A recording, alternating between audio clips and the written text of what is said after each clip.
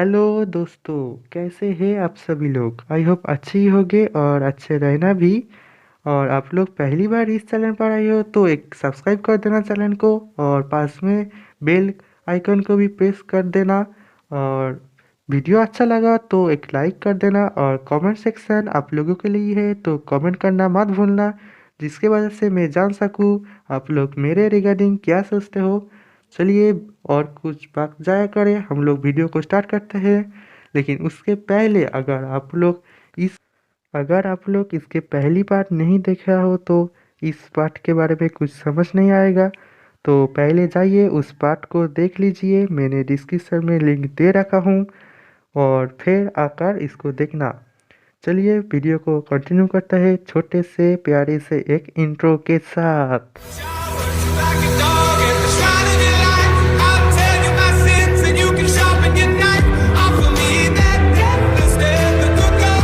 Man बोलता है हमें अब पहले जाना होगा साटर्न प्लेनेट पर। डोरेमोन तब बहुत जोर से चिल्लाते हुए बोलता है हमें अब जल्दी करना होगा, क्योंकि एक बड़ा सा मिटियोनॉइड एक यहाँ का जो इस गैलेक्सी का जो बीचों बीच में एक प्लेनेट है उसके साथ टकराने वाला है। और उन दोनों इतना बड़ा है, और उन दोनों के टकराने से वजह से जितना पावर रिलीज होगा उससे वजह से लगभग पूरे गैलेक्सी तबाह हो जाएगी, और हमारा पृथ्वी ब्लड प्लैनेट सब कुछ तबाह हो जाएगा।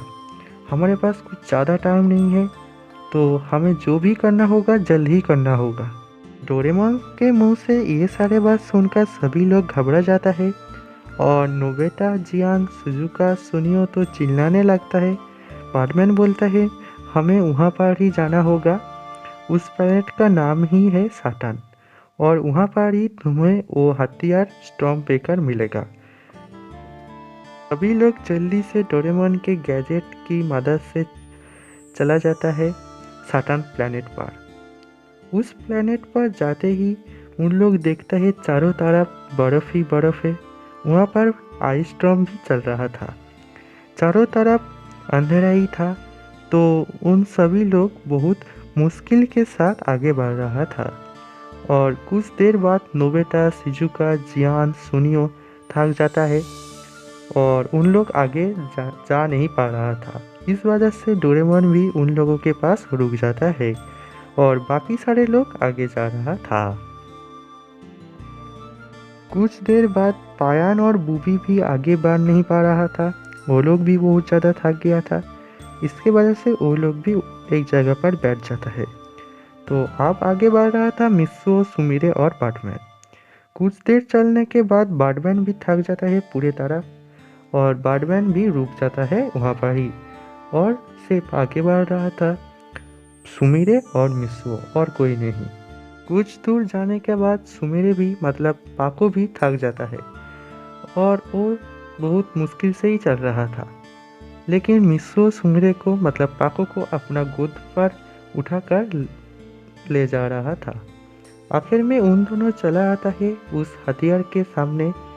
मित्सुओ अपना गोद से पाको को नमाता है। दोनों देखता है स्टॉर्म ब्रेकर आधा आइस पर जमा हुआ है, और मित्सुओ आगे बढ़ता है और जाकर स्टॉर्म ब्रेकर को पकड़ता है।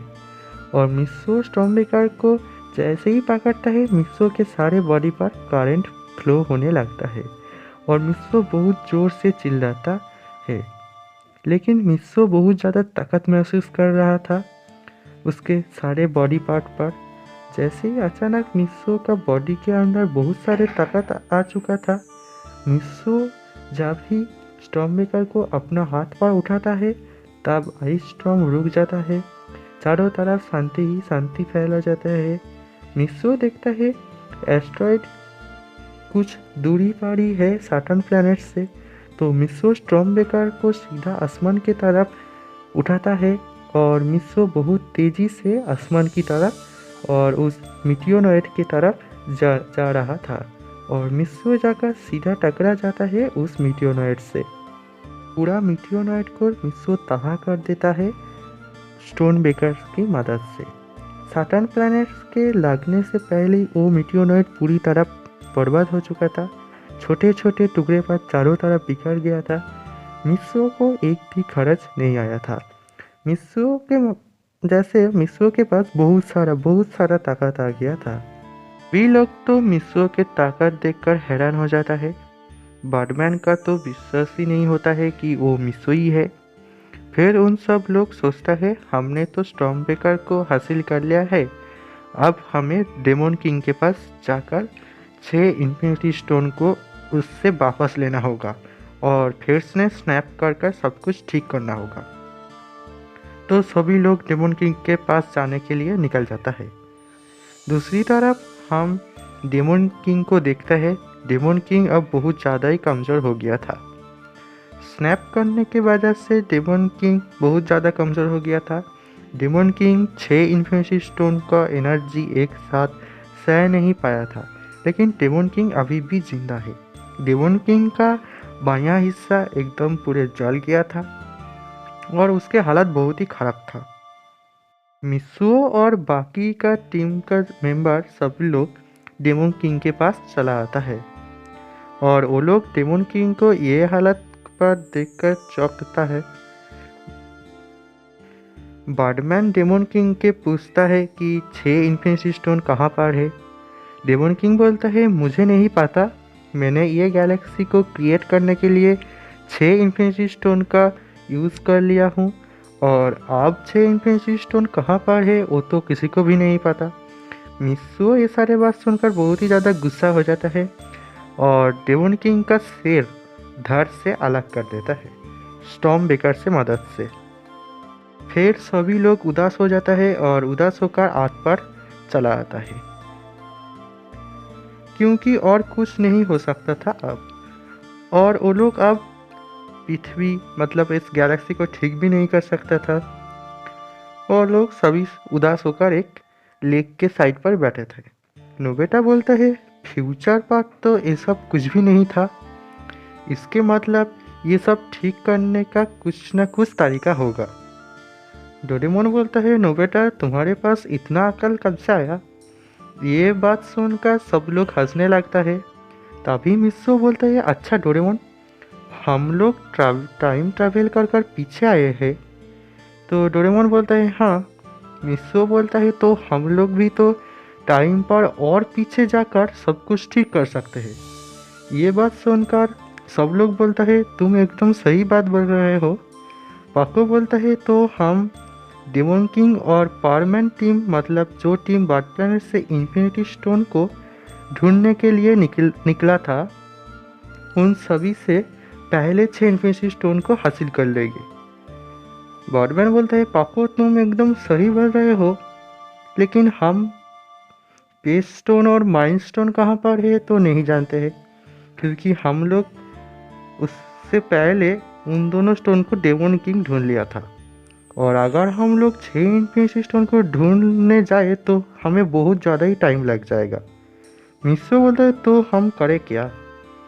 पायान बोलता है क्यों ना हम लोग इन्फिनिटी स्टोन को चुरा लिए पावरमैन के टीम से और डेमन किंग के टीम से, तो हम लोग आसानी से 6 इन्फिनिटी स्टोन को मिल जाएगा हमारे पास और हमें ज़्यादा वक्त भी नहीं लगेगा।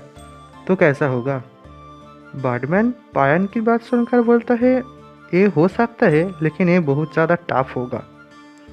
हम लोगों को बहुत ज़्यादा मुश्किलें के सामना करना होगा, क्योंकि पावरमैन के टीम से भी हम लोगों को इन्फिनिटी स्टोन चुराना होगा और डेमन किंग से भी हम लोगों को इन्फिनिटी स्टोन चुराना होगा। और ऐसे ही कुछ देर चलता है। मतलब सभी लोग आइडिया दे रहा था और कोई बोल रहा था ये ठीक है, कोई बोल रहा था ये ठीक नहीं है। तो फिर कुछ देर बाद ये ठीक होता है कि पाको जो बोला है वही होगा। मतलब पावरमैन का टीम मतलब जो बर्ड प्लैनेट से निकला था इन्फिनिटी स्टोन को ढूंढने के लिए, और डेमन किंग जो इन्फिनिटी स्टोन को ढूंढने के लिए निकला था, उन दोनों टीमों से पहले इन सब लोग मतलब बैटमैन, पायान, पाको, बूबी, पावरमैन, डोरेमोन, नोबिता, शिजुका, जियान, सुनियो, इन सब लोग मिलकर सारे इन्फिनिटी स्टोन को पहले ढूंढ लेगा।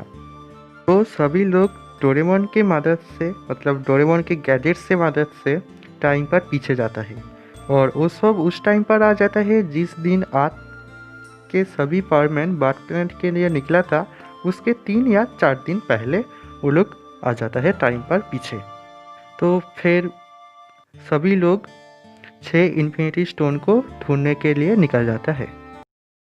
आज के वीडियो में इतना ही, नेक्स्ट पार्ट जल्दी आएगा। वीडियो को अच्छा लगा तो शेयर करना मत भूलना और मुझे ज़रूर सपोर्ट करना, मुझसे भी ज़्यादा सपोर्ट करना पावरमैन को, और पावरमैन को टीवी में देखना मत भूलना। और हम सब ये आशा करते हैं कि पावरमैन जल्दी ही इंडिया पर वापस लौट कर आएगा फिर से नया सीरीज के साथ और नया मूवी के साथ, वो भी हिंदी पर। आप लोगों के साथ फिर से मुलाकात होगा नेक्स्ट वीडियो पर। तब तक के लिए टाटा बाय बाय।